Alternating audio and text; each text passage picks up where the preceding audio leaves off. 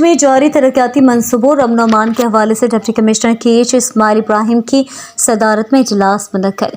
इजलास में SSP केच ज़िया मंदुखैल, असिस्टेंट कमिश्नर तुरबत मोहम्मद जान बलोच, एडिशनल डिप्टी कमिश्नर केच खलील मुराद, असिस्टेंट कमिश्नर दश्त महकमे के अफसरान, लेविस और पुलिस थानों के इंचार्ज के अलावा ठेकेदारों ने शिरकत की। इजलास के दौरान डिप्टी कमिश्नर केच ने ठेकेदारों से जिला भर की जारी मंसूबों से मुतालिक बासपुर से की और इन्हें हिदायत की कि वो मंसूबों की कड़ी निगरानी करें और काम पर मामूर मजदूरों को सहूलत की फराहमी को यकीनी बनाएं और इस दौरान कोई मुश्किलात दरपेश हों वो हमें आगाही फराहम करें। इजलास के दौरान जिला भर में अमन अमान की भी सूरत हाल का जायजा लिया गया। इस मौके पर SSP केच ज़िया मंदुखैल ने डिप्टी कमिश्नर केच को अमन अमान के हवाले से ब्रीफिंग दी और कहा कि शहरियों की जान माल के तहफ़्फ़ुज़ के लिए ज़िला भर के पुलिस थानों के इंचार्ज को सख्त इक़दाम उठाने की हिदायत की गई है। किसी नाखुशगवार वाक़े से निपटने के लिए वो अलर्ट हैं।